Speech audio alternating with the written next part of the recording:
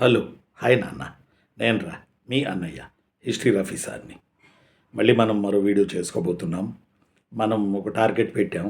ఆ టార్గెట్ ఏంటంటే 75కి 75 సాధించాలి. ఏపీ హిస్టరీలో మార్కులు, ఏపీపీఎస్సీ ఏపీ హిస్టరీ గ్రూప్ 2 కింద అని చెప్పి మనం మాట్లాడుకోవడం జరిగింది. దీనికి కొంతమంది పెదవి ఇచ్చారు, 75కి 75 వస్తాయని. మన టార్గెట్ 75కి 75 అంతేను.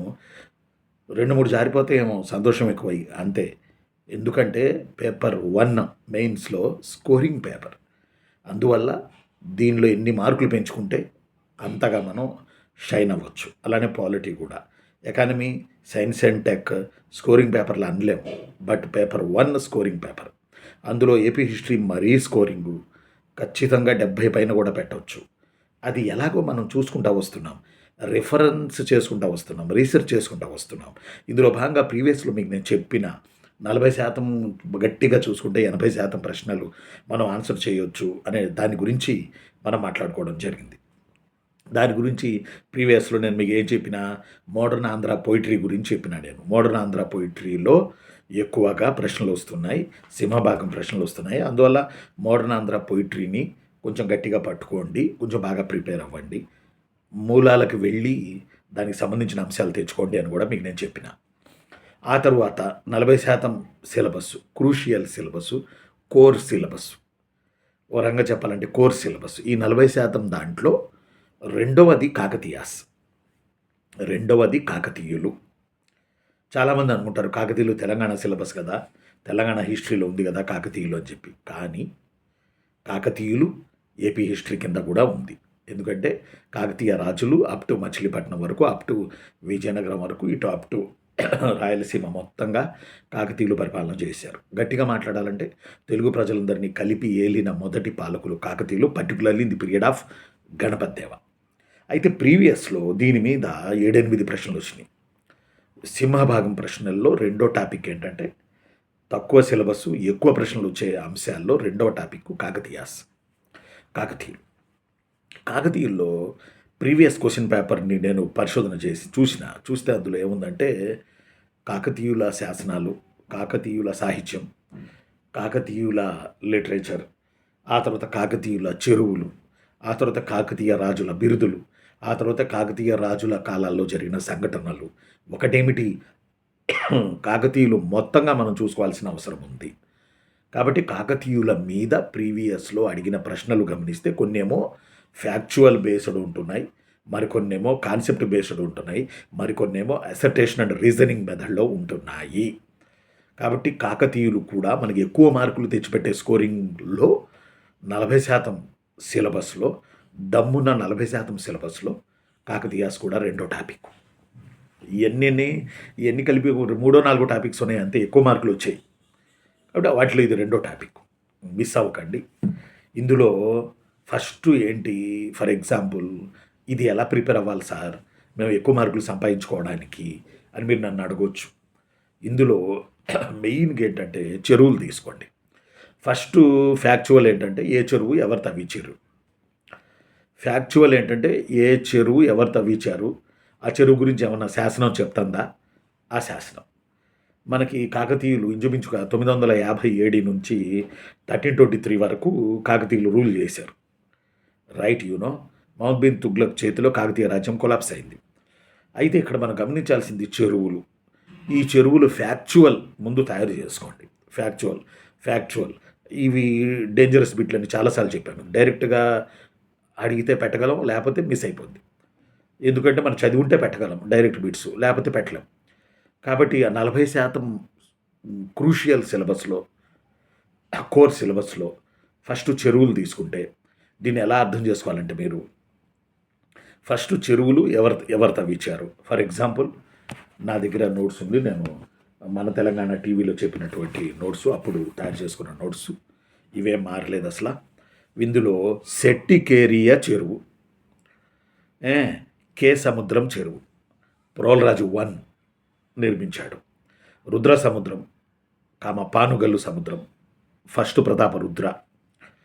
పాకాల జగడాల ముమ్మినాయుడు పాకాల చెరువు, రామప్ప చెరువు రేచర్ల రుద్ర, లక్నవరం గణపతి దేవ, బయ్యారం చెరువు అండ్ ధర్మసాగరం చెరువు గణపతి దేవుడి సోదరి మైలాంబ, కుంద సముద్రం కుందమాంబ గణపతిదేవుడి సోదరి, చౌడ సముద్రం మాల్యాల చౌడ సేనాని, ఇంకా కాట సముద్రం, చింతల సముద్రం, గౌడ సముద్రం, హనుమకొండ భద్రకాళి చెరువు, విశ్వనాథ సముద్రం, ఇలా కాకతీయుల కాలంలో చెరువులు సముద్రాల్లాగా మనకు తవ్వారు. కారణం ఏంటంటే తెలంగాణ భూమి పర్టికులర్లీ ఎగుడు దిగుడుగా ఉంటుంది కాబట్టి, కొన్ని చోట్ల లోయలు, కొన్ని చోట్ల ఎత్తైన ప్రాంతం దక్కన్ పీఠభూమి కాబట్టి, ఆ లోతుగా డౌన్గా ఉన్న ప్రాంతాలు చెరువులుగా క్రమం చెందాయి. ఆ చెరువులు వన్స్ నింపితే, వర్షం కురిసి నిండితే నైరుతి ఋతుపవనాలకి ఆ చెరువుల్లో నీరు పొంగుతుంది. దానిని అలుగు పారడం అంటారు తెలంగాణ భాషలో. అలుగు పారడం, అలుగులు పారుతున్నాయి అంటే చెరువులు నిండి పారుతున్నాయి అని చెప్పి. ఎప్పుడైతే చెరువులు నిండాయో 2-3 సంవత్సరాలకి కూడా ఆ చెరువు నీళ్లను ఆ లోకల్లో ఉన్నటువంటి రైతులు ఉపయోగించుకోవచ్చు. ఇది చాలా మాస్టర్ ప్లాన్ అన్నట్టు. ఈ చెరువుల నిర్మాణం అనేది కాకతీయులు ఉట్టిగా చేయలే, ఒక కరెక్ట్గా ప్లాన్ చేసి చేశారు. అందువల్ల చెరువు అనేది కాకతీయుల యొక్క సెంటర్ ఫర్ ద అడ్మినిస్ట్రేషన్. కాకతీయులకి చెరువులు అనేవి సెంటర్ ఫర్ ద పరిపాలన, అడ్మినిస్ట్రేషన్. అందువల్లే సుమతి శతకంలో బద్దెన ఒక పద్యం చెప్పాడు. సుమతి శతకంలో బద్దెన ఒక పద్యం చెప్పారు. ఆయన అదేంటంటే, ఎప్పుడు సంపద కలిగిన అప్పుడు బంధువులు వత్తురనిది ఎట్లన్నాను, తెప్పలుగా చెరువు నిండిన కప్పలు 10,000 చేరు గదరా సుమతి. ఎంత గొప్ప పద్యం చెప్పాడు చూడండి. చెరువులు నిండినప్పుడు కళ్ళారా చూసిన బద్దెన కాకతీయుల పీరియడ్లో సుమతి శతకంలో, ఎప్పుడు సంపద కలిగిన అప్పుడు బంధువులు ఒత్తురనిన ఎట్లన్నన్ తెప్పలుగా చెరువు నిండిన కప్పలు 10,000 చేరు గదరా సుమతి. ఎప్పుడైతే మన దగ్గర డబ్బులు ఉంటాయో, ఐశ్వర్యం ఉంటుందో, బంధువులు అందరూ వస్తారు. అలాగే చెరువు నిండా నీళ్లు ఉన్నప్పుడు కప్పలు వస్తాయి. అంటే బంధువుల్ని కప్పలతో పోల్చాడు. అంటే ఆ రోజుల్లో చెరువుల్లో నీళ్లు ఫుల్ ఉండబట్టే కదా ఆయన గమనించి తయారు చేసింది. సరే, ఇది చెరువులకు సంబంధించి కాకతీయుల కాలంలో పోయినసారి మ్యాచింగ్ ఇచ్చాడు, ఎవరెవరు ఏ చెరువు అని. ఇది ఫ్యాక్ట్. కాన్సెప్ట్ ఏంటి? కాకతీయుల కాలంలో సప్త సంతాన పుణ్య కార్యక్రమాలని ఉండే. అందులో దేవాలయం కట్టడం, దేవుడి గ్రంథాలు చదవడం, దానాలు చేయడం, ధర్మశాలలు కట్టడం, ఇట్లా 7 ఉంటాయి అవి. ఆ 7 చెరువు తవ్వడం అనేది కూడా ఒకటి కాకతీయుల పీరియడ్లో. రైట్, ఎవరికైనా శిక్ష పడితే ఇతను ఎన్ని చెరువుల త్రవ్వకంలో పాల్గొని ఉన్నాడు, అతను ఆ స్థానిక అధికారి చేత నీరుడి అని అంటారు. స్థానిక అధికారి, చెరువులను చూసుకునే అధికారి పేరు నీరుడి, ఎన్ఎన్. అతని చేత సర్టిఫికేట్ తీసుకొస్తే అతనికి పడిన శిక్ష తగ్గేది. ఇన్ని చెరువుల్లో ఇతను త్రవ్వకాలు జరపడంలో పాత్ర పోషించాడు కాబట్టి ఇతనికి ఉన్న ప్రాబ్లంని తగ్గించండి, ఇతని శిక్షను తగ్గించండి అని. అంటే అంత పుణ్య కార్యక్రమం. దట్స్ వై సప్త సంతాన పుణ్య కార్యక్రమాల్లో చెరువు తవ్వడం ఒకటి. ఇది కాన్సెప్ట్. రెండవది, ఈ చెరువు నీరు ఉపయోగించుకున్నందుకు గాను స్థానిక రైతులు గవర్నమెంట్కి ట్యాక్స్ కట్టేవాళ్ళు. ఈ ట్యాక్స్ని దశబంధ ఇనాం పద్ధతి అనేవాళ్ళు. ఈ చెరువుల తవ్వకాన్ని, ఈ చెరువుల నీటిని ఉపయోగించుకున్న రైతులు ప్రభుత్వానికి చెల్లించే ట్యాక్స్ని, అంటే 10%, 100 బస్తాలు పండితే 10 బస్తాలు గవర్నమెంట్కి ఇవ్వాలి. మూడోది గొలుసు కట్టు చెరువుల పద్ధతి కాకతీయుల పీరియడ్లో ఎక్కువగా ఉండేది. గొలుసు కట్టు చెరువులు అని అంటే విచ్ మీన్స్, ఒక చెరువు నిండింది అనుకోరా, నా చెల్లెళ్ళు, నా తమ్ముళ్ళు, నా చిన్న చెల్లెళ్ళు, ఆ చెరువులో నుంచి నీళ్లు వేరే చెరువులోకి వెళ్ళిపోతాయి. అక్కడి నుంచి ఇంకోటి. అందువల్ల మన ఆంధ్ర కన్నా తెలంగాణలో ఎక్కువగా గమనించండి, కోమటి చెరువు, బండ చెరువు, నల్ల చెరువు, తుమ్మల చెరువు, కాళికామాత చెరువు, ఇట్లా ఊరికి ఒక చెరువు ఉంటుంది. ఖచ్చితంగా చెప్పాలంటే ఒక చెరువుని మించిన చెరువులు ఒక ఊరికి ఉంటాయి. 4 దిక్కులో 4 చెరువులు ఉంటాయి తెలంగాణలో. తెలంగాణ ఈ తర్వాత తెలంగాణ రాష్ట్రం ఏర్పడిన తర్వాత కూడా మన మిషన్ కాకతీయ అని పెట్టి చెరువుల పునరుద్ధరణ మొత్తం జరిగింది. మనం గమనించాల్సిన విషయం. అయితే ఇక్కడ మనం గమనించాల్సిన గొలుసుకట్టు చెరువుల పద్ధతి, దశబంధ ఇనాం పద్ధతి సప్త సంతాన పుణ్య కార్యక్రమాల్లో ఒకటి. ఇది కాన్సెప్ట్. ఈ చెరువుల నుంచి మరి నీళ్లు పొలాలకు వెళ్ళాలి కదా. అందువల్ల కాకతీయులు చెరువులు తవ్వడమే కాదు, సామంతులతో సైతం చెరువులు తవ్వించారు. సామంతులు, సేనానులు, అబ్బా ఇదొక వనభోజనాల పండగ అబ్బా, ఇదొక యజ్ఞం అబ్బా, ఇదొక చెరువుల ఫెస్టివల్ అబ్బా. కాకతీయుల పీరియడ్లో కాలువల ద్వారా చెరువులకి నీళ్లను అందించేందుకు కాలువల త్రవ్వకం చేపట్టేవారు కాకతీయులు. అలాంటి కాలువల్లో కూచినేని కాలువ, బొమ్మకంటి కాలువ, రావిపాటి కాలువ, ఆరేటి కాలువ, మూసేటి కాలువ, కృష్ణవేణి కాలువ, ఇమ్మడి కాలువ, ఇలా కాలువలు ఉండేవి. ఈ కాలువల త్రవ్వకానికి ప్రభుత్వమే కొన్ని కొన్ని వందల మాడలు ఖర్చు పెట్టింది. ఫర్ ఎగ్జాంపుల్ కుమార సముద్రం అనే చెరువుకి కాలువల త్రవ్వకానికి గణపతి దేవుడి పీరియడ్లో 241 మాడలు ఖర్చు పెట్టారు. మాడ అంటే కాకతీయుల కాలంలో బంగారు నాణ్యం. మాడ అంటారు దాన్ని. మాడ this gold coin created only in the period of Kakatiyas. కాబట్టి జర గమనించండి. ఈ విషయం మనకి త్రిపురాంతకం శాసనం చెప్తుంది. ఏ విషయం? 241 మడుగుల బంగారు నాణ్యాలను ఖర్చు పెట్టారు కుమార సముద్రం చెరువు నుంచి నీళ్లు పొలాలకు వెళ్ళడానికి అని. It's a mention in Tripurantakam inscription. అంటే నేనేమంటానంటే, కరీంనగర్ జిల్లా ధర్మారం మండలంలోని ఒక కాలువ కోసం 3 గ్రామాలు ఘర్షణ పడగా గణపతి దేవుడు ఆ కాలువపై చామనపల్లి అనే చోట ఒక చిన్నపాటి ప్రాజెక్టులా కట్టి అన్ని ఊళ్ళకి నీళ్లను సరఫరా చేశాడట గణపతి దేవుడు. అంటే కాకతీయుల కాలంలో చెరువులను మనం ఈ ప్రిపరేషన్లో నెగ్లెక్ట్ చేయలేం. అలానే శాసనాలను నెగ్లెక్ట్ చేయలేం, సాహిత్యాన్ని నెగ్లెక్ట్ చేయలేం, టెంపుల్స్ని నెగ్లెక్ట్ చేయలేం. అలానే గణపతి దేవుడు కాన్సెప్ట్ కూడా నెగ్లెక్ట్ చేయలేం. 40% సిలబస్లో 80% ప్రశ్నలు వస్తున్నాయి. ఆ 40% ప్రశ్నల్లో 40 వచ్చే సిలబస్లో 2ది కాకతీయాస్. ఇందులో ఏం అడిగాడంటే, గణపతి దేవుడి కాలంలో నెల్లూరుని మనుమసిద్ధి రూల్ చేస్తున్నాడప్ప. మనుమసిద్ధి ఒక రూలర్. నెల్లూరు విక్రమసింహపురి అన్నారు నెల్లూరుని ఆ రోజుల్లో. అయితే ఈ మనుమసిద్ధి పరిపాలన చేస్తుంటే మనుమసిద్ధి సామంతుడు కనిగిరి సీమలో కాటమరాజు అని ఉండే. కాటమరాయుడా కదిరి నరసింహుడా అని. ఈ ఈ ఈ కాటమరాజు మనుమసిద్ధి యొక్క బలహీనత్వాన్ని దృష్టిలో పెట్టుకుని తిరుగుబాటు చేసి సొంత రాజ్యం పెట్టేసుకున్నాడు. ఎవరైనా? కాటమరాజు. అప్పుడు గణపతి దేవుడు వెళ్తున్నాడు వరంగల్, కాజీపేట, ఈ పల్నాటి సీమ, Rayalaseema, all areas ruler by Ganapati Deva. As you know. అలా ఉన్నప్పుడు మనుమసిద్ధి ఏం చేసాడంటే గణపతి దేవుడు సాయం అడిగాడు. అన్న జర సాయం చేయరాదే అని. ఇక్కడ పాయింట్ ఏంటంటే, అప్పుడు మనుమసిద్ధి దగ్గర ఆయన ఉన్నాడు. ఎవరు ఆయన? మనుమసిద్ధి దగ్గర మన కవి తిక్కన ఉన్నాడు. కవి తిక్కన, ఖడ్గ తిక్కన వేరు. కవి తిక్కన ఉన్నాడు, గొప్ప కవి. మనుమసిద్ధి కవి తిక్కనని వరంగల్కి పంపాడు. నువ్వు వెళ్ళరా అన్న. హనుమకొండ కాదు, వరంగల్కి పంపాడు. గణపతి దేవుడి కాలంలో రాజధాని హనుమకొండ నుంచి వరంగల్కి 1254లో మారింది. అప్పుడు గణపతి దేవుడు వరంగల్లో ఉండేవాడు. ఆయన దగ్గరికి శ్రీనాథుడు వెళ్ళి రాయబారంగా మాకు ప్రాబ్లం ఉంది సాయం చేయండి అని శ్రీనాథుడు గణపతిని అడిగాడు. కవి తిక్కన అడిగాడు. అప్పుడు గణపతి దేవుడు, నేను వస్తున్నాను, అయితే నాకు మీరు ఒక సాయం చేయాలి.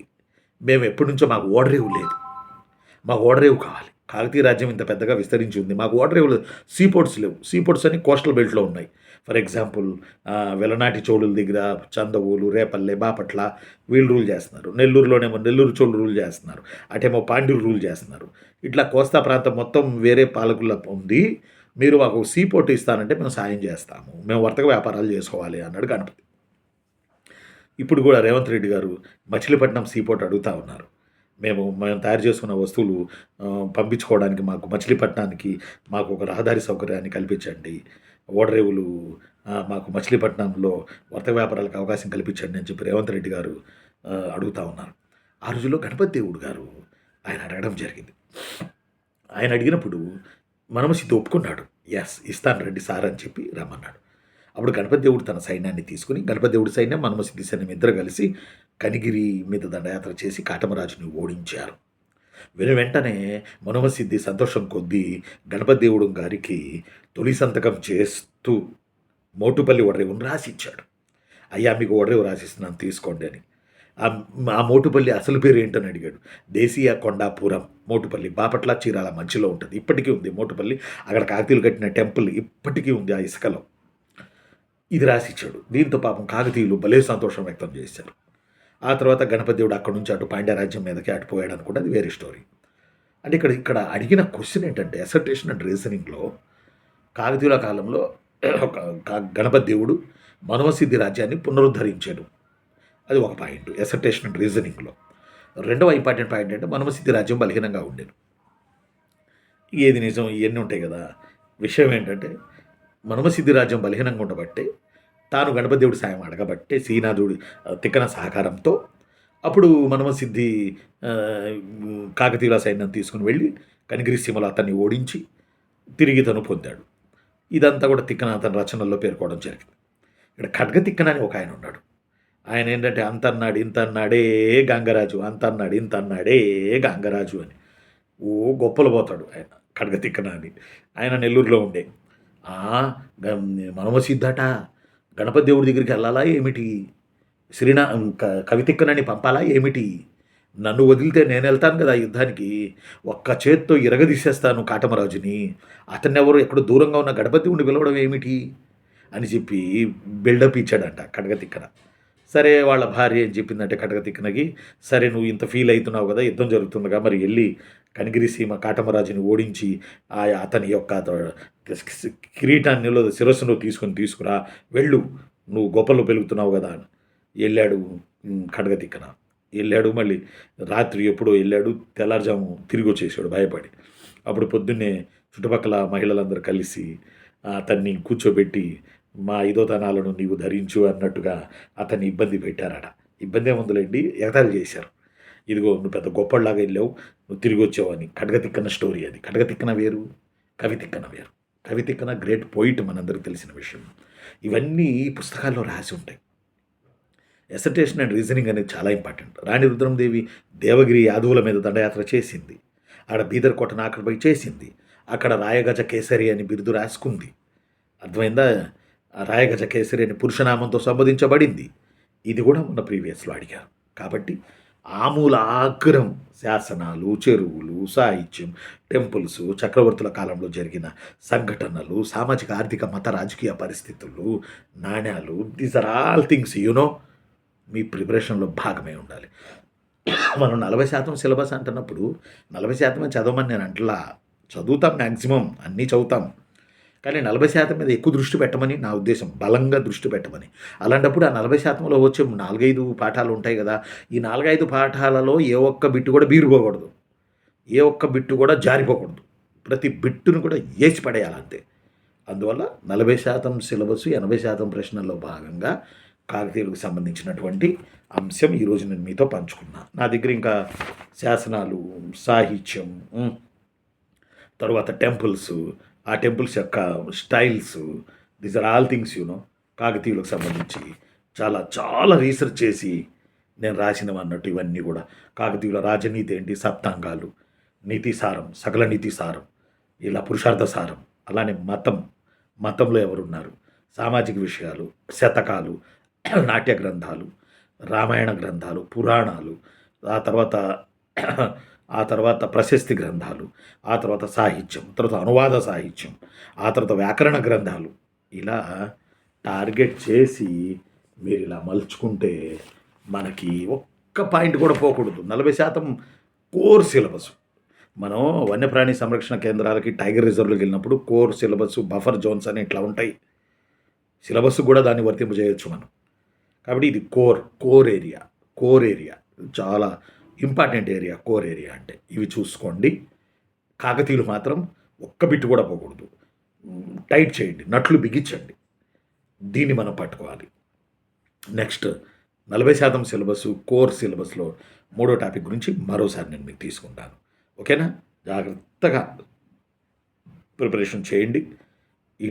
ఇలా ఎందుకు రాదు జాబ్, ఎవడరా మన ఆపేది అన్నట్టుగా, ఎవరు ఆపుతారు మన్ని జాబ్ ఎందుకు రాదు? ఇలా ప్లాన్ చేసి, స్మార్ట్ వర్క్ చేసి కొడితే జాబ్ వచ్చింది, దాని బాబు కూడా వచ్చింది. ఎస్, ఇది నిజం. మీరు ఆ పని చేయండి.